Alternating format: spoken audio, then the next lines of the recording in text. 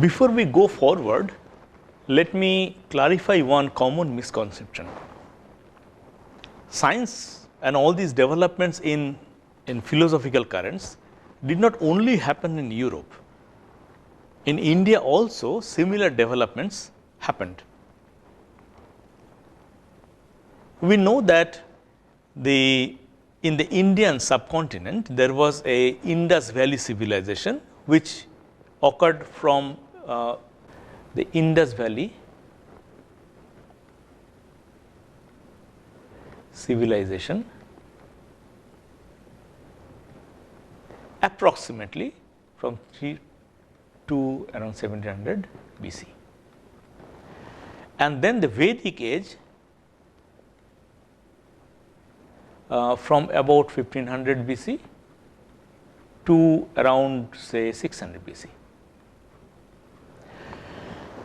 And in this age, we do not have much of archaeological evidence, but we do have a lot of documentary evidence, because we have the Vedas, Vedanga, Vedanta, Upanishads, Puranas, and a lot of Vedic literature. And from that we can piece together that in those times also there was a reasonably good development of philosophical currents. Let us very briefly analyze that. If you look at the Vedic gods and goddesses, you will find that they are embodiments of some natural forces. The Varuna, the air, wind; the Agni, the fire; the Surya, sun; or some Aryan warrior like Indra. Things that are material, things that are not abstract and ideal, material things. They wanted to please these and they wanted to get something in return. So all the hymns will be asking for anna, the food, rice. They will be asking for cows, for example, or win in wars, or something like that. So they were trying to please the things that are also natural forces, and what they are asking in return, these are also natural things. And in that sense, anthropologists term this phase of human society also as materialistic, because the basis of the thought was the material things around them. But towards the end of the Vedic age, which I said around 600 BC it ended with the advent of the Jainism and Buddhism. But towards the end of that time, when Upanishads were written, at that time we see the onset of idealism. Idea is prior. There was a onset of the question of something that is creator of everything, the Brahman, and all those concepts came.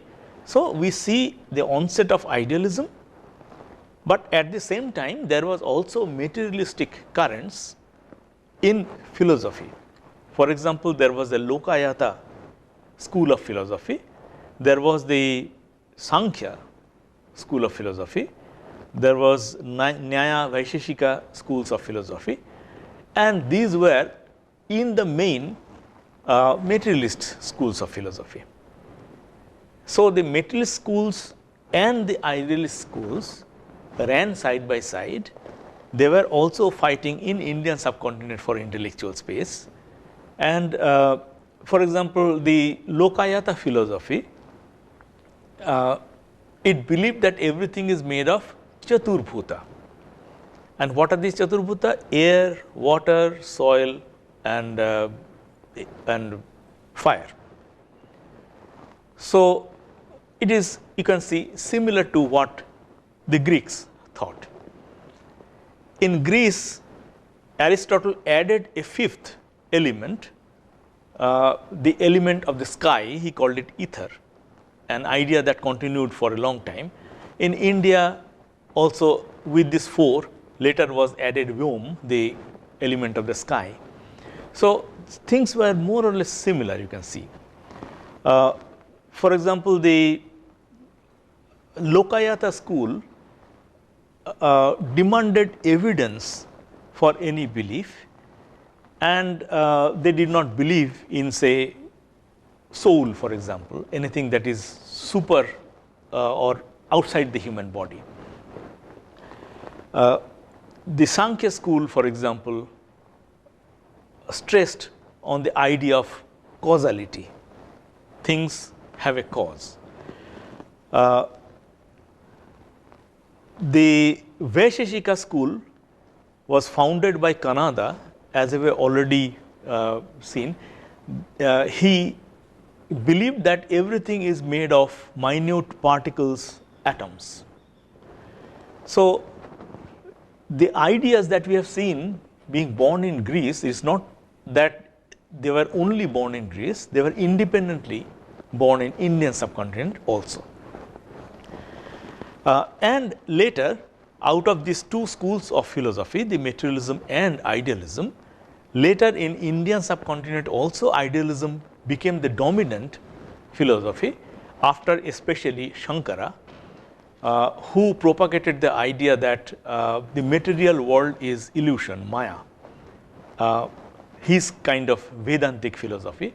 And after that, after him, from the 8th, 9th century, the idealist school became dominant in the Indian subcontinent.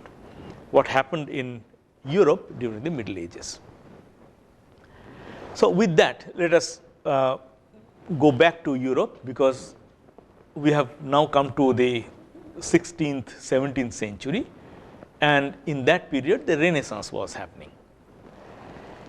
During the Renaissance period, the main focus was, so far it was believe, don't question, but now the attitude changed to question, don't believe. And if you do not believe in the established existing beliefs, then you have to find things anew. You have to learn about nature anew. How to do that? When humanity faced that question, three people came forward to lay down the path. One was Galileo. So, there are three people. I will come to their points. First was, as we have seen, Galileo.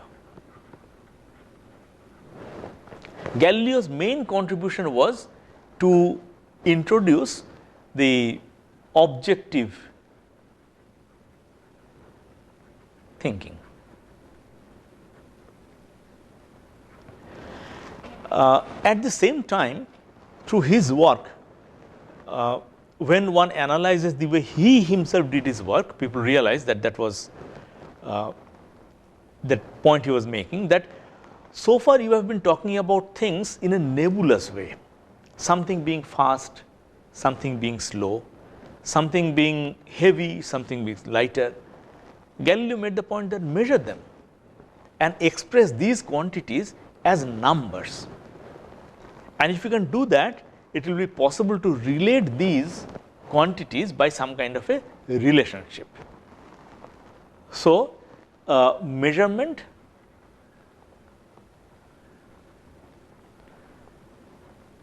and express in numbers.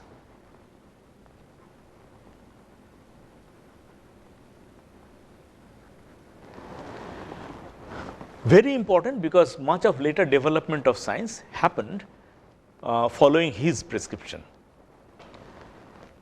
The second person I will be talking about was, they were basically contemporaries, was Francis Bacon.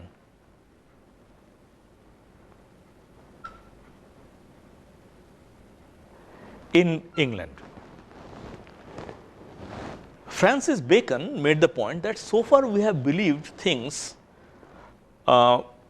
without any evidence, we have just believed so far, which cannot be supported any further. So, we have to gain knowledge afresh. How to do that?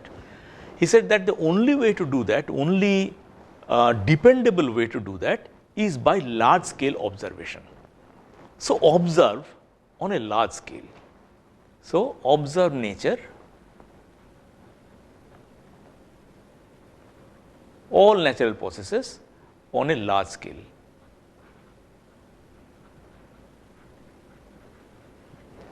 Observe natural processes on large scale. So, natural processes means somebody would observe plants, somebody would observe animals, somebody would observe the earthly processes, the physical, chemical, the heavenly bodies. So, observe nature on a large scale. And he said that cannot be done by individual scientists working alone. So, you need a cooperation of scientists. Many scientists should work together to make the observations. Otherwise, individuals observing something in isolation will not make sense, because all those observations have to be put together. So, cooperation between scientists.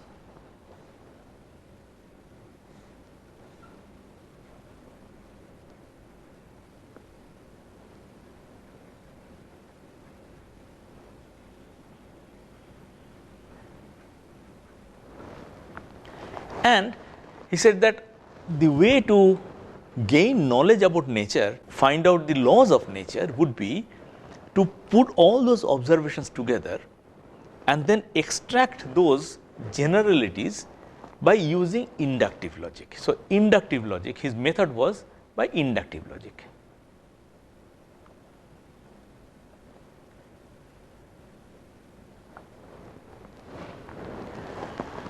So, he recommended people to do experimentation on a large scale or observation on the things that cannot be experimented with, and then experiments will lead to observations, and that from the observations you have to make your inference regarding the laws of nature. So, his prescription was experiment to observation to inference.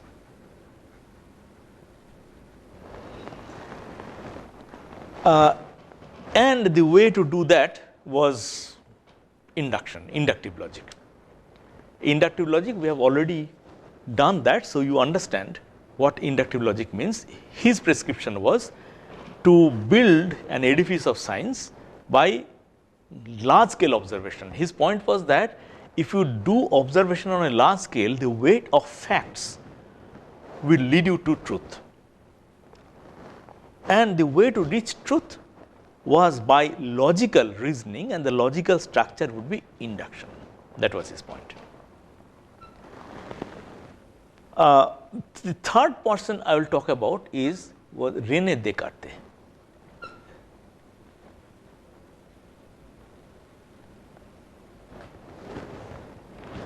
René Descartes was in Holland, though he later spent some of his time in France, but he was in Holland. I will not talk about their life sketches, I will basically talk about their philosophical points they were making. René Descartes made the point that the way to build science, the way to reach truth, he underscored the importance of reason. So, reason, through reason. And he said that reasoning must have a logical structure, and that logical structure, he stressed, must be deduction. So, deductive reasoning.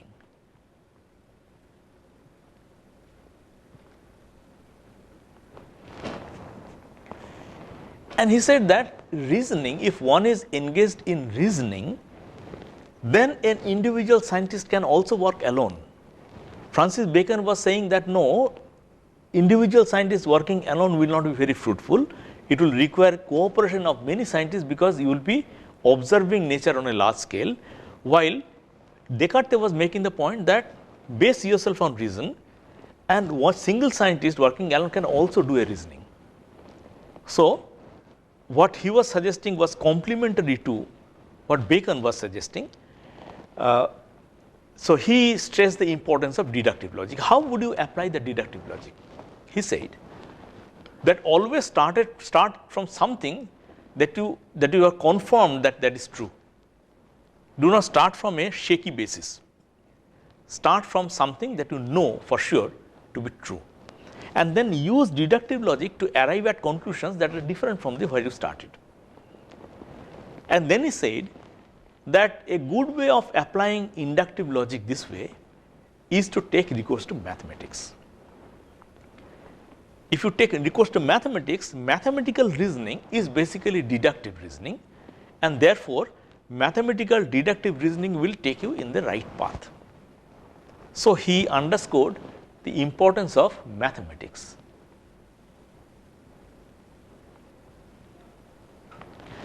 So far, mathematics was sort of a pursuit of mathematicians, but now Descartes underscored its importance in building physical understanding about the working of nature.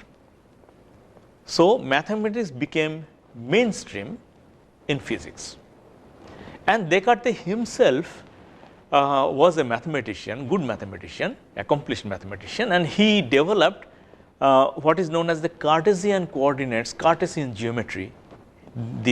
That geometry goes after his name. Cartesian means by Descartes.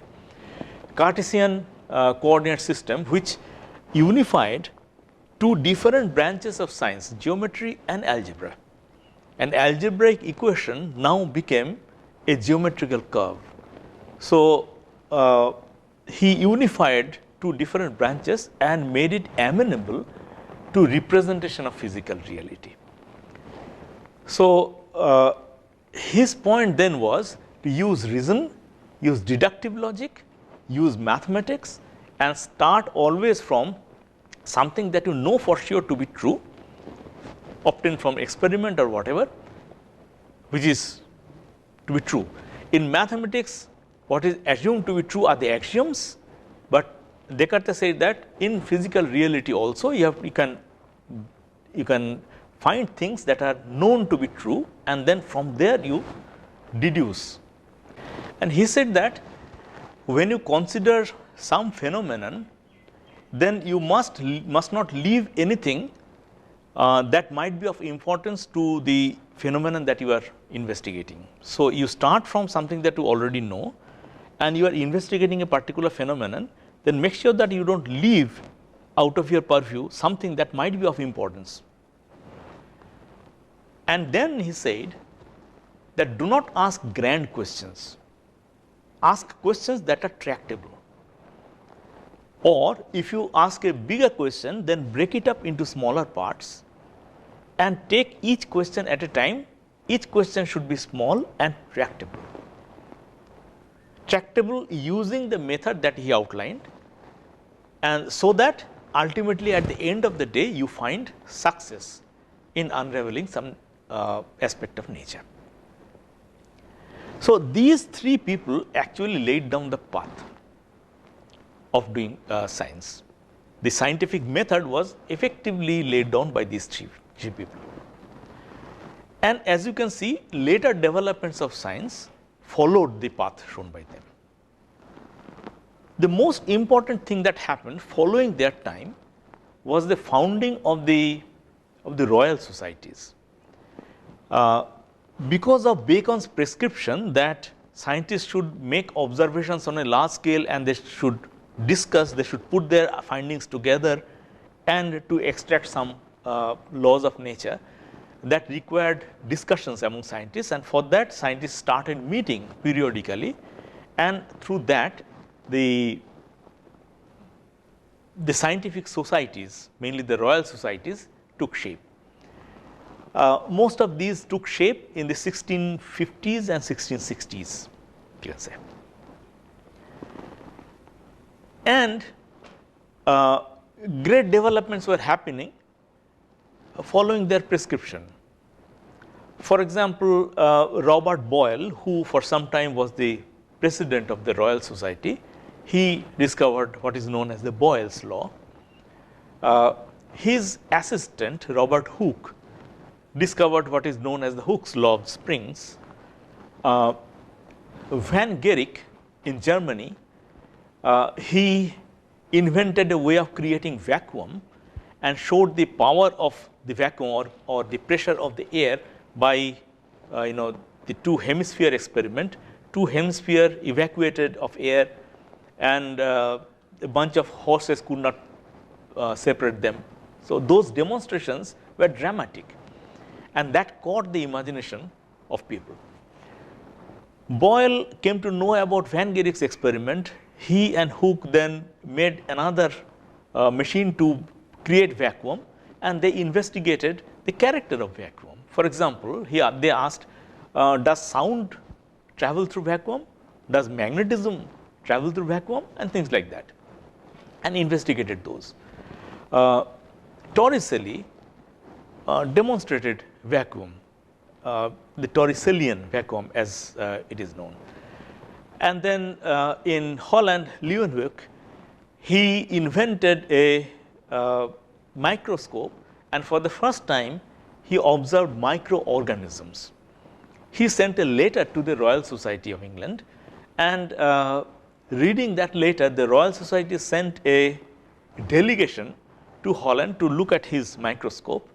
The delegation was led by Robert Hooke. Leeuwenhoek, he showed them the results, but he did not tell them how the microscope was made. But Hooke was himself a scientist. He could figure out how it was made. He came back. He built a microscope of his own and observed microscopic structures and wrote a book called Micrographia. So that was a time when many things were happening in every front. Many discoveries were happening. But all that was crowned by the great contribution of Isaac Newton.